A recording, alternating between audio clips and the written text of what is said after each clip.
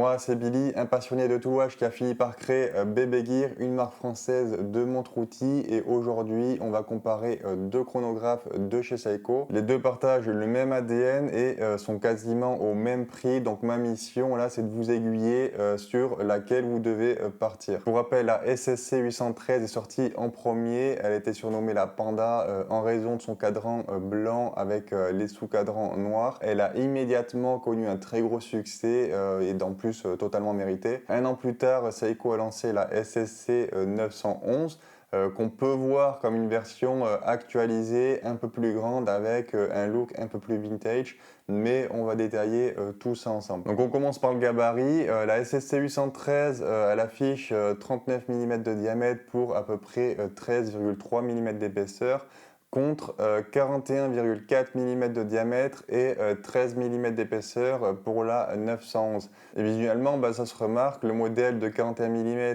il a plus de présence au poignet, et c'est justement là qu'elle est intéressante pour ceux qui trouvaient la 39 mm un peu juste. A l'inverse, le format 39 mm de la 813, il est plutôt universel. Il convient au poignet moyen ou même fin, même aux femmes éventuellement, voilà, sans que ça paraisse trop grand. Moi, sur mon poignet de 17,5, elle est parfaitement proportionnée. Personnellement, j'adore. Niveau confort et tout, c'est nickel.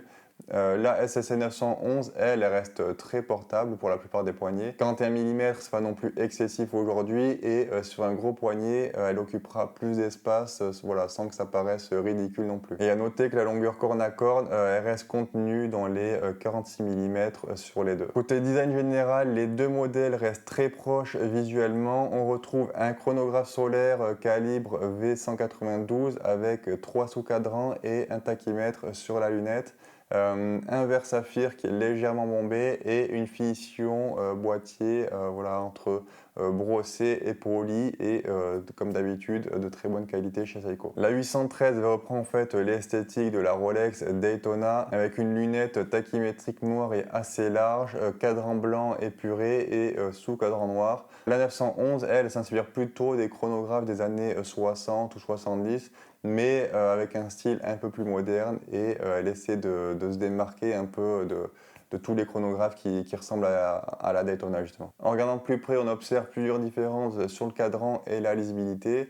D'abord sur la 813, les marqueurs de minutes sont imprimés directement sur le cadran, alors que sur la 911, ces graduations ont été déplacées sur les réaux. L'avantage, c'est que ça libère un peu d'espace sur le cadran de la 911 et ça épure le design, mais moi justement je préfère en fait le cadran un peu plus chargé de la 813 pour cette fois. Les index appliqués de la 911 sont plus larges et contiennent plus de Lumi-Bright que ceux de la 813, et du coup la lisibilité nocturne, voilà, elle est un peu améliorée, et même de jour d'ailleurs, puisque des gros index et un cadran plus épuré, forcément ça fait une meilleure lisibilité au final. Les deux montres ont des sous-cadrans noirs en position 3, 6 et 9 heures, et en fait ces sous-cadrans cachent les cellules solaires qui rechargent le mouvement, et c'est pour ça en fait qu'ils sont pas vraiment noirs, mais ils ont un léger reflet bleu en fonction de la lumière, mais voilà, au final ça rend bien pour le coup. Pour les deux montres, la date est placée exactement au même endroit à 4h30, et la lisibilité d'ailleurs n'est pas géniale. Le guichet il est assez petit et surtout très en retrait par rapport à la surface du cadran, ce qui fait qu'en fait il faut être bien en face de la montre pour lire la date. L'autre chose à noter, c'est que sur la 813 elle est noire sur fond blanc, ça c'est ok. Par contre sur la 911 on a, je sais pas pourquoi, la date blanche sur fond noir. Et du coup, voilà, ça fait un gros carré noir qui fait un peu de tache au milieu du cadran qui est tout blanc. Je pense que pour le coup, pour ce coloris-là, c'était pas forcément nécessaire. Un point sur le verre, les deux montres sont équipées d'un verre saphir légèrement bombé avec traitement anti-reflet à l'intérieur, et j'ai remarqué sur les deux qu'on avait un effet très légèrement bleuté en fonction de la lumière, et ça j'aime beaucoup. Pour les bracelets, les deux modèles sont livrés avec un bracelet acier style Oyster. Visuellement ils se ressemblent beaucoup, même finition brossée sur le dessus et polie sur les côtés. Par contre la largeur entre cornes c'est pas la même. Pour la SSC 813 on a des entrecornes standards de 20 mm, tandis que sur la 911 l'entrecorne est de 21 mm, c'est beaucoup moins standard. Pour parler du bracelet d'origine en lui-même, vous savez que je suis pas ultra fan des bracelets acier Seiko milieu de gamme. C'est de la tôle emboutie pour la boucle. On a des goupilles pour faire la liaison entre les maillons et seulement 2 trous de micro-réglage sur la boucle. Heureusement, il existe maintenant Braxen, une marque française de bracelets pour montres que j'ai développée, et on a justement des bracelets compatibles avec ces deux montres. L'avantage de ces bracelets haut de gamme, c'est qu'ils sont beaucoup plus robustes que ceux d'origine, mieux finis. On a une vraie boucle usinée plutôt que de la tôle toute fine.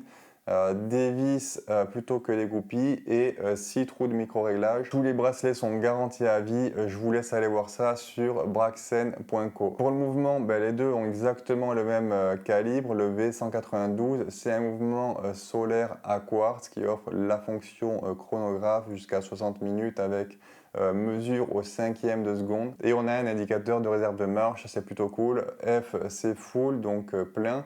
E, c'est empty, donc vide. Il n'y a rien à dire sur ce mouvement, il est juste parfait. La réserve de marche est d'environ 6 mois, une fois la batterie pleinement chargée. Ça veut dire que même si la montre a 6 mois dans un tiroir sans voir la lumière, elle sera toujours à l'heure, et pour la recharger, il suffit de la remettre à la lumière jusqu'à que l'aiguille soit sur le F pour repartir pour 6 mois. Niveau utilisation du chronographe, là encore c'est identique sur les deux. Le bouton du haut lance et arrête le chrono, celui du bas remet le compte à 0. La trotteuse centrale, elle effectue une course assez fluide par palier de cinquième de seconde en fait, donc on voit 5 petits tics par seconde.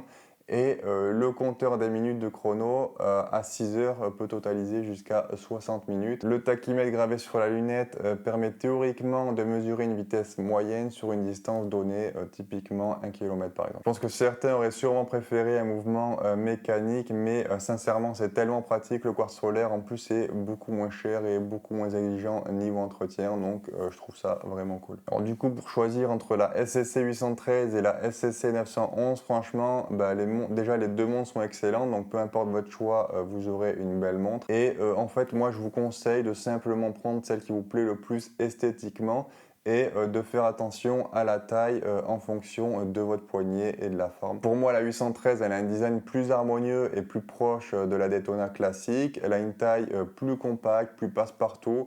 Un look qui est plus sobre puisque la lunette elle est complètement noire et les aiguilles n'ont pas de couleur. Et la 911, elle a un style un peu néo-vintage avec des touches de couleur et des index plus imposants, donc plus lisibles de jour comme de nuit. Le diamètre est plus moderne, on va dire, avec 41,4 mm. Donc ça conviendra mieux à ceux qui préfèrent un peu plus de présence sur le poignet ou qui trouvaient la 813 trop petite. C'est une montre qui est parfaite pour ceux qui veulent un chronographe au style vintage, made in Seiko des années 70, mais avec la fiabilité du solaire. Au niveau du prix, les deux sont à peu près à 750 € et vous avez plein d'autres couleurs de ces modèles. Ils n'arrêtent pas d'en sortir des nouveaux. J'espère que vous aurez réussi à faire un choix avec ce comparatif, et si vous cherchez une vraie tool watch, vous pouvez cliquer sur le lien de la boutique BB Gear dans la description, et on se retrouve très vite pour une nouvelle découverte horlogère.